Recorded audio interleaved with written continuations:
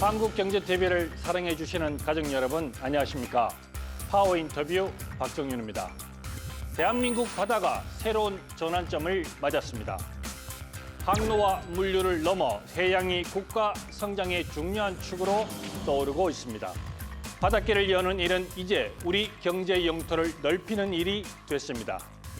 변화하는 글로벌 해운 환경 속에서 해양 강국을 향한 정책의 큰 그림을 확인해 보겠습니다. 김성범 해양수산부 차관을 소개합니다.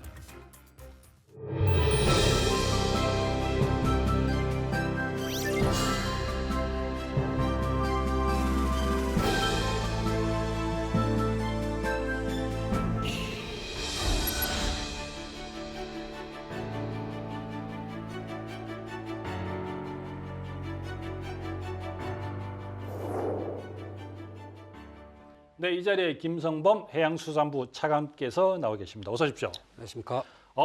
부산에서 올라오시느라고 정말 고생하셨습니다. 좀 먼 길 와주셔서 정말 감사합니다. 네. 해양수산부가 드디어 이제 부산으로 작년 말이죠. 작년 말에 이전하면서 이제 부산 시대를 열었는데 어떤 의미가 좀 있을까요? 저희들 12월 23일 날 작년, 네. 작년 12월 23일 날 대통령님을 모시고 해수부 부산청사 개청식을 했습니다. 네. 사실 그날 행사를 3개를 하셨어요. 개청식 행사는 당연히 했지만 개청식 행사하고 나서 이제 업무보고 전 부처 하는 업무보고를 받으셨죠. 예. 근데 저는 더 중요하다고 생각하는 것은 오전에 전 국무위원을 부산은 해수부로 오라고 하셔서 예. 국무회의를 거기서 했습니다. 그게 상징적인 의미가 수도에서 국무회의를 하잖아요. 예. 그래서 부산을 해양 수도로 육성하겠다고 하는 대통령의 의지를 가장 상징적으로 보여주는 장면이 그날 오전에 있었던 국무회의다. 저는 그렇게 생각을 하고요. 예. 그럼 왜 해수부를 부산으로 보내셨을까? 부산을 해양 수도로 만들고 부산을 중심으로 해서 울산, 경남까지 이 동남권을 해운, 항만, 물류를 중심으로 해서 관련 산업을 발전을 시켜서 예. 서울 수도권에 비견되는 새로운 성장 동력을 하나 더 만들어 달라. 그거에 해수부가 선도적인 역할을 해달라. 그런 취지에서 해수부가 부산으로 간 것으로 생각하고 있습니다. 결국 핵심은 이제 부산 쪽을 조금 더 많이 해양 중심 도시로 해양 수도로 좀 키워보겠다 이런 의지가 강력히 들어간 것 같고 그 어느 때 정부들도 뭐 들어서면서 항상 해수부 이전에 대한 얘기가 많이 나왔는데 이번에 사실 어떻게 보면 정책적으로 이루어진 거 아닙니까? 그래서 저희들 대선 때 공약을 하시길래 네. 설마 하는 생각도 조금은 그렇죠. 있었습니다만 네네. 예. 취임한 첫날인 6월 4일 국무회의에서 바로 부산 가야 된다는 말씀하셔서 예. 뭐 사실 직원들이 좀 당황하긴 했습니다만 저희들 한 6개월 만에 예. 뭐 남들은 그러더라고요. 불가능한 일을 해냈다. 그러면 이제 해양수산부가 내려갔기 때문에 그 이제 산하기관이랄까 뭐 이런 쪽도 이제 같이 내려가줘야 어떻게 보면 이제 시너지 효과라는 이런 부분을 좀 기대할 수가 있지 않겠습니까? 지금 어떻게 진행되고 있는지. 지금 서울과 세종에 있는 저희들 해수부 산하의 공공기관 몇 개를 이제 이전하는 방안을 예. 논의를 하고 있고요. 예.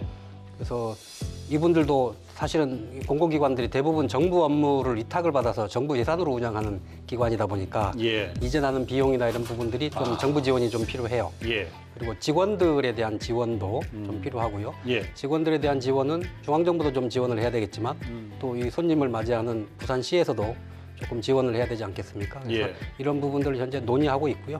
그 논의가 마무리되면 구체적인 어느 기관이 언제쯤 이전한다 하는 계획을 발표를 드릴 수 있을 것 같습니다. 그러면 이제 산하기관, 산하공공기관이라고 해서 뭐 다 부산 이전할 필요는 없을 수도 있다라는 말씀이네요. 그죠? 전부 다. 그러니까 필요한 공공기관은 좀 내려가는 게 맞는 거고 업무 협조상. 예.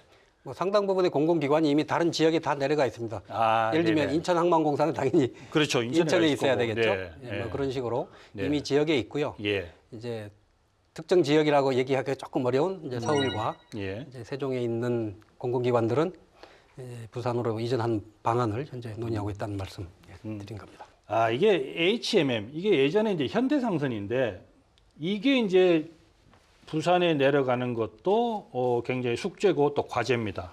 어떻게 보면 부산은 해운 항만 도시이기 때문에 당연히 이런 또 기업들도 좀 이제 촉각을 곤두세우고 있는데 이 부분이 지금 어떻게 진행되고 있는지 뭐 아주 그냥 굉장히 관심이 많습니다. 예. 어느 정도 좀 진행돼 있습니까? 아시겠습니다만 이게 현 정부의 국정과제입니다. 예. 그리고 HMM은 정확히 말씀해 주셨는데 전신의 현대상선이라고 하는 예. 우리나라 선수인데 사실 어려울 때 공공 부분의 자금이 7조 원 이상이 들어간 그렇죠. 그런 회사입니다. 예. 그래서 공공기관인 산업은행과 한국해양진흥공사가 전체 지분의 70% 이상을 갖고 있는 한편으로는 국민기업이면서 예. 한편으로는 공기업에 가까운 그렇죠. 그런 기업입니다.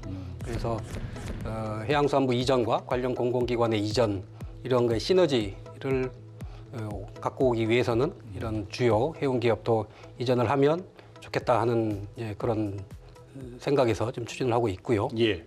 어쨌든 직원들이 예.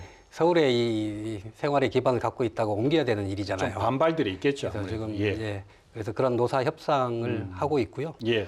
그래서 저희들은 필요하다. 그래서 이전을 해야 된다. 그렇지만 또 저희가 직접 우리 해수부 직원들이 이전을 해봤잖아요. 예. 그러니까 이전을 하는 직원들의 그 어려움이나 이제 불편한 점을 제가 잘 이해를 하고 있기 때문에 예. 우리 가는 직원들에 대한 지원은 좀 파격적으로 좀 해야 된다. 그 조건 하에 이전하기 위해서 지금 논의 중이고 늦어도 한 4월에 주조총회에서는 뭐 그런 기본 방침이 결정될 수 있지 않을까 이렇게 지금 생각을 하고 있습니다. H라인 그리고 SK해운은 이미 본사를 부산으로 이전했습니다. 예. H라인 같은 경우도 매출 한 1조 한 3천억. SK해운도 1조 9천억. 그러니까 어마어마한 회사들인 거죠. 그러니까 이 외에도 그러면 해운사들 중에 부산을 가야 되는 또는 가고 싶어하는 회사들이 있나요? 저희들이 좀 유도를 하고 있습니다. 왜냐하면 이제 HMM이 어쨌든 현재 국내 선사 중에는 1위 선사 아니겠습니까? 그렇죠. 예. 1위 선사가 가고 예. 해수부도 갔고 예. 그럼 관련 기업들이 다 모여서 일종의 클러스터라 그러죠. 이렇게 예. 모여 있음으로 인해서 생기는 상승 효과, 시너지라고 그러죠. 이런 효과가 분명히 있을 거다라고 보고 다른 기업들도 기왕 이렇게 됐으니 같이 부산에 가서 부산에서 중심으로 클러스터를 형성을 해서 해운 및 관련된 산업, 뭐 조선도 당장 연결이 되죠. 그러겠죠. 예. 뭐 이런 관련 산업들을 같이 성장을 시켜서 아까 제가 모두에 말씀드린 동남권을 새로운 성장 동력으로 만드는데 같이 동참을 해 주십사 하고 지금은 요청을 드리고 있는 상황입니다. 자, 이런 해운사들이 이제 부산에 또 이전하게 되면 굉장히 또 부산 지역 경제가 많이 살아나지 않을까 또 이렇게 좀 기대도 됩니다. 해양 수도권 육성 그리고 북극 항로 개척 결국 이제 해수부에 큰 역할이 필요한데 최근 들어서 보면 미국이 이제 이란이 타격을 함으로써 호르무즈 해협에 대한 그 공포, 뭐 그거에 대한 또 심각성, 그거에 대한 문제점들이 많이 나오는데 결국 이와 더불어서 어쩔 수 없이 우리는 북극 항로를 개척해야 된다라는 부분이 많이 지금 얘기가 나오고 있습니다. 어떻게 좀 진행되고 있는지. 일단 북극 항로를 왜 해야 되냐는 거 두 가지 측면에서 말씀을 드릴 수 있겠습니다. 예. 하나는 상황이 주어진 거죠. 왜냐하면 지구 온난화로해서 북극해의 얼음이 우리 생각보다 빨리 녹고 있다. 아, 네. 그래서 요 기회를 활용을 해야 된다는 게 좀 하나고요. 예.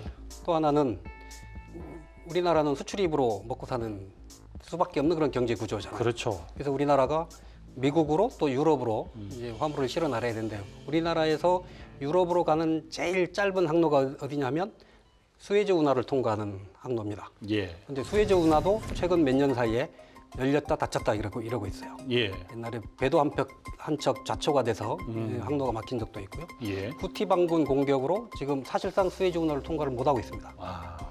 그러니까 저쪽 아프리카 끝단 희망봉을 거쳐서 가는 항로를 채택할 수밖에 없는데 한 30%가 거리가 길어져요. 예. 수에즈 운하 쪽으로 가는 것보다. 가는 것보다. 예. 북극 항로로 가면 수에즈 운하로 가는 것보다 30%가 더 짧아집니다. 아, 그렇군요. 그래서 이 북극해가 얼음이 녹는 기회를 활용하다는 측면도 있지만 예. 이 예상치 못한 물류망의 교란으로부터 우리가 대체 항로를 갖고 있어야 된다는 측면에서도 예. 북극 항로는 우리나라한테 매우 절실한 그런 대안이다. 이렇게 생각을 하고 예. 그래서 사실 저희들이 북극 항로라고 하는 데를 몇 번 운항을 했었어요. 아. 2010년대에. 예. 근데 주로 이제 우리나라와 러시아 쪽에 이제 화물이나 이제 건설 기자재를 조금 이제 운반하는 이제 그 정도 사업에 그쳤는데 예. 올해 저희들이 컨테이너 배를 가지고 부산에서 이제 북극해를 지나서 유럽까지 가는 시범 운항을 하려고 지금 준비 중에 있습니다. 이걸 시범 운항이라고 한다는 것은 어떻게 한다는 얘기입니까? 시범 운항은 네. 당장은 좀 손해를 보더라도 예. 이런 정책적인 목표 때문에 네. 저희들이 뭐 국가와 공공 부문이 나서서 선사도 할 선사를 모집을 하고요. 예. 또 그거를 화물을 또 실어야 되지 않겠습니까? 예. 또 화주도 또 모집도 하고요. 음. 혹시 이번 1회 운항으로는 아마 손실이 날 가능성이 많습니다. 그렇죠. 그 손실 네. 보전도 저희들이 좀 해드려야 되고요. 해줘야 되고. 예. 네. 뭐 그런 여건을 만들어서 아까 말씀드린 대로 실제로 한번 부산에서부터 유럽 항만까지 뭐 로테르담이 이제 대표적으로 이제 예로 들 수가 있겠죠. 예. 네, 그런 실제 운항을 해봄으로써 저희들이 아까 말씀드린 여러 가지 정보와 이해를 높이는 이제 그런 과정들을 필요하기 때문에 시범 운항을 올해 꼭 하겠다는 계획을 가지고 지금 추진을 하고 있습니다. 대략 언제쯤 생각을 하고 계시는 건지. 그래서 대략 한 9월 정도로 말씀드리는 게 예. 요 북극해는 9월이 여름이에요. 아, 그렇군요. 그래서 예. 얼음이 쉐빙선도 필요 없고. 그러니까 얼음이 제일 얇을 때고 얇을 때에. 그러면 사실 작년에 고 언저리에 중국 배가 한번 지나갔거든요. 예. 그때는 쇄빙선 필요 없이 운항을 했다고 저희들이 알고 있습니다.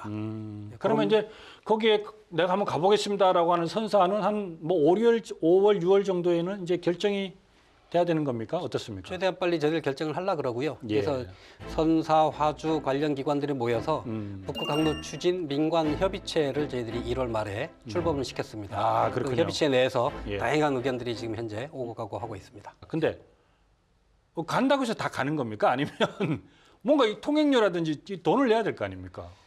뭐 상선이 어디 해역을 지나가는데 돈 내는 건 없습니다. 그렇죠. 다만 예, 예. 이제 요 북극 항로의 특성이 예. 러시아 수역을 지나가야 돼요.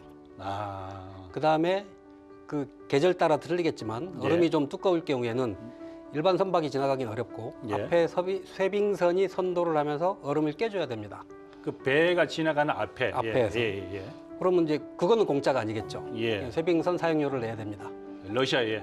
그러니까 현재는 그 해역에 쇄빙선을 갖고 있는 건 러시아뿐이니까 예. 결국은 이제 러시아에 돈을 내야 되는데 예.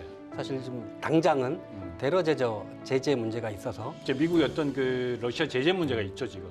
러시아뿐만 아니라 국제사회에 네. 대러 제재가 있고요. 예. 그래서 그 문제를 또 같이 염두에 두면서 해나가는 방법을 찾아야 되는 과제를 갖고 있어서 쉽지는 않습니다만 한번 돌파가 가능할 걸로 보고 있습니다. 아, 지금 이제 여러 가지 그런 부분들, 뭐 제재 문제라든지 뭐 이런 전쟁 문제라든지 아직 있기 때문에 당장 뭐 시급하거나 급한 건 아니지만 결국은 그걸 북극 항로를 개척하기 위해서는 그런 문제들을 해결해 나가야 되는 부분들이 있는 거군요. 그러니까 대러 제재 문제는 이제 러시아 우크라이나 이 전쟁이 뭐 언젠가는 끝이 나겠죠. 그리고 예. 제재 문제도 상황이 여건이 호전이 될 것이고요. 네. 어쨌든 그걸 대비해서라도 저희들이 준비를 해야 되고 있는 상황에서도 한 번, 두 번 이렇게 선박을 운항을 하면서 예. 그 해역에 대한 이해도도 저희들이 높여야 되고 안전 문제도 저희들이 확보를 해야 되니까 그렇죠. 관련 정보도 모아야 되고요. 그래서 그런 차원에서 저희들이 시범 운항을 올해 최소한 한 번 하겠다는 생각이고요.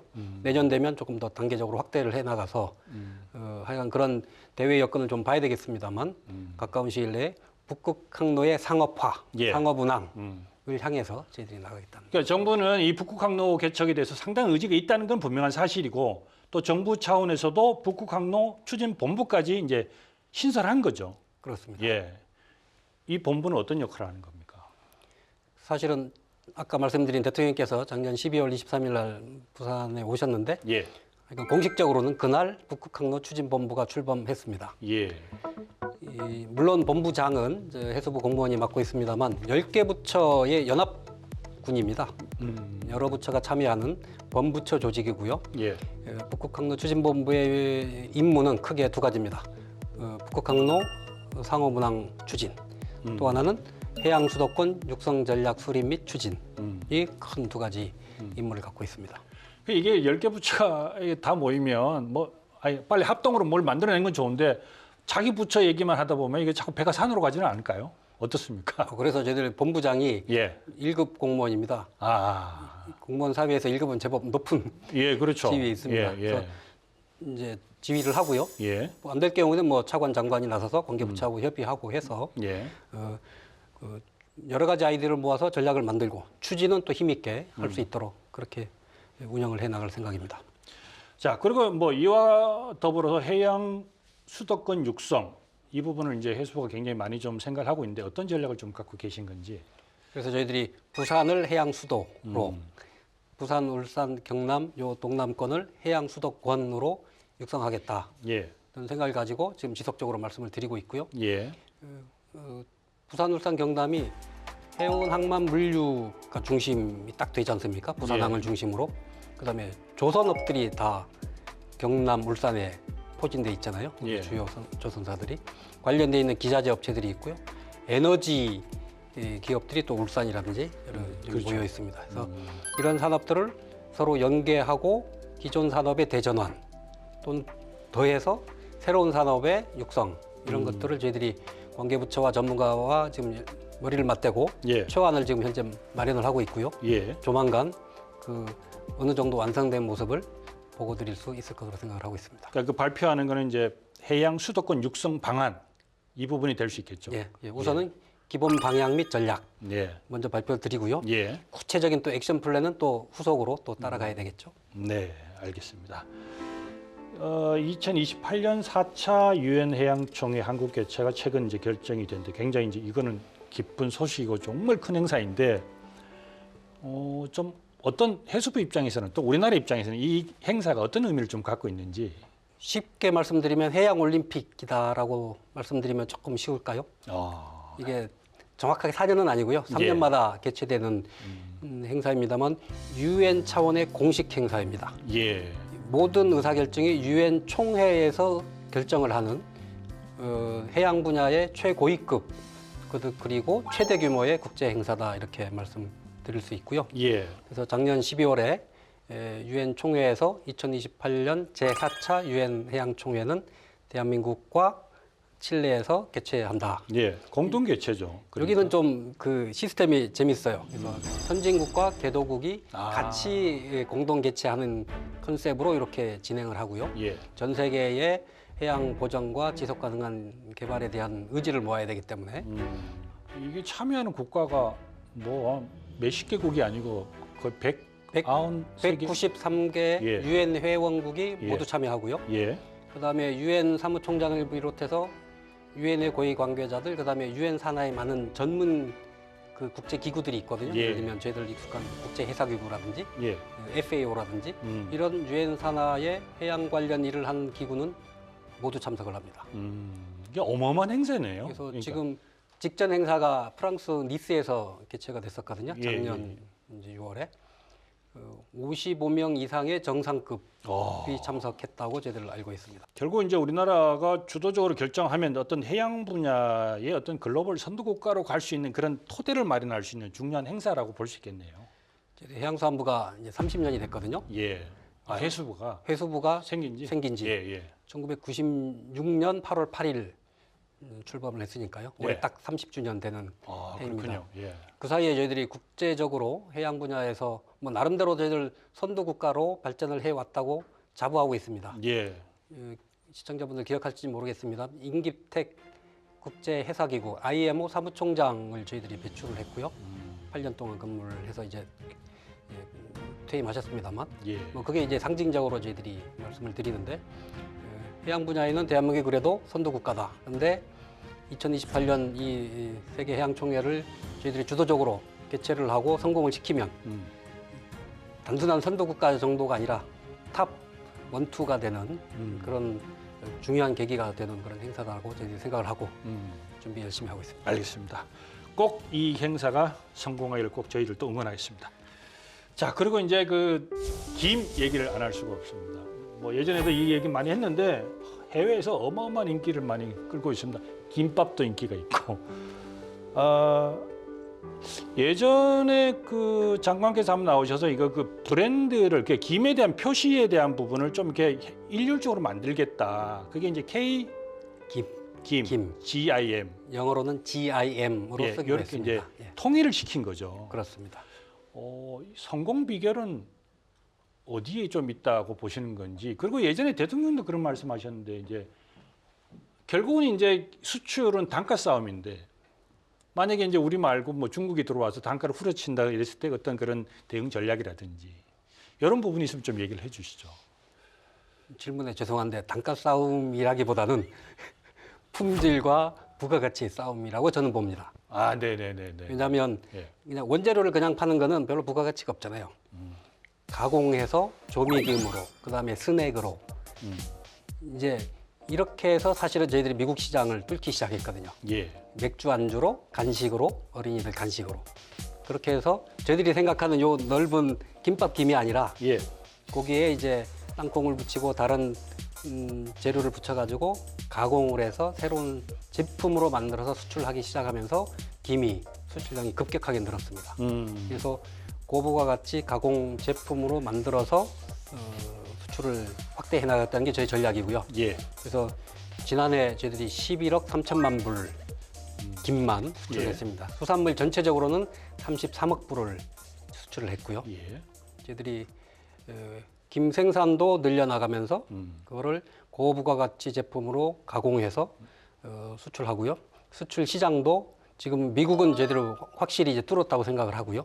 다른 유럽이라든지 중동 국가로 수출 국가도 더 다변화하려고 하는 노력들을 현재 해나가고 있습니다. 그러면 그 K김에 대한 차별화 전략, 그러니까 고부가가치 전략은 꾸준히 유지가 될 건데 혹시 뭐 다른 걸 뭐 좀 생각한다든지 좀 뭐 준비하고 계신 게 있나요? 김과 관련해서는?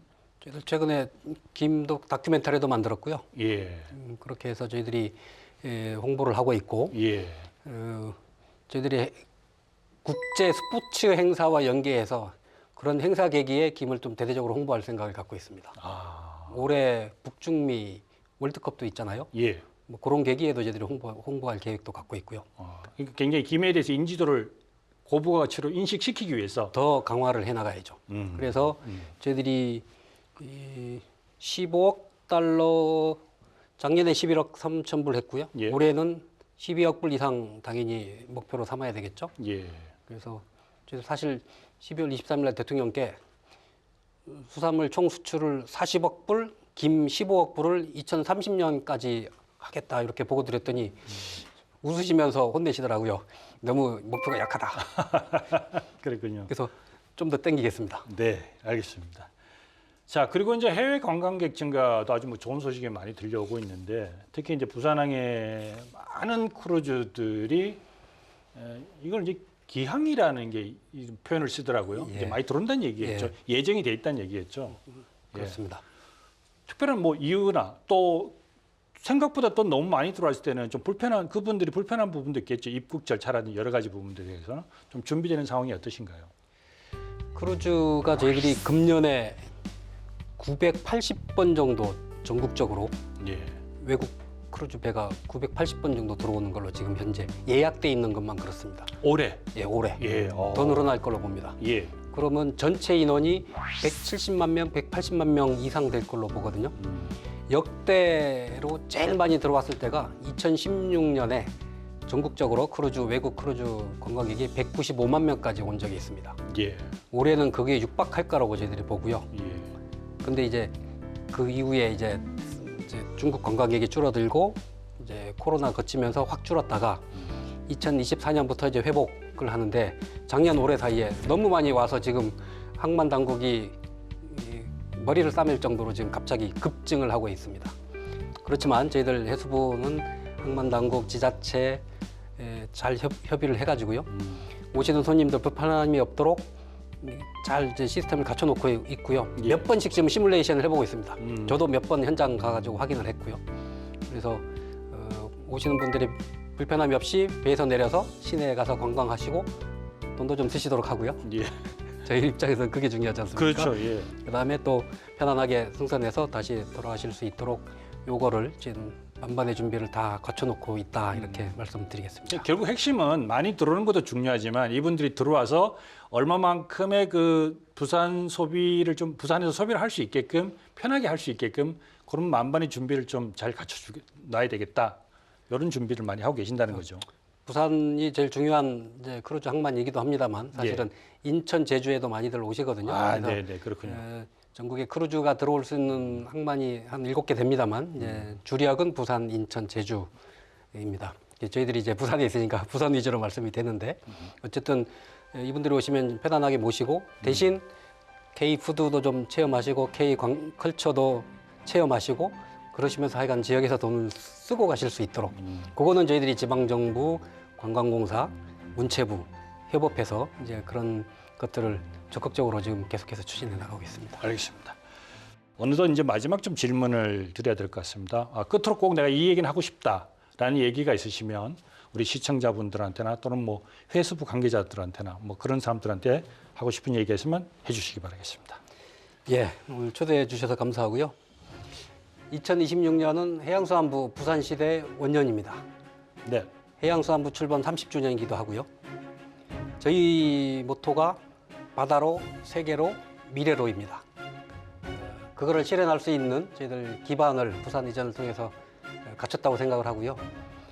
이런 해양수산부가 부산시대에서 대한민국 해양강국, 해양강국 대한민국을 실현하기 위해서 최선의 노력을 다하겠습니다. 알겠습니다. 오늘 좋은 말씀 감사합니다. 고맙습니다. 고맙습니다.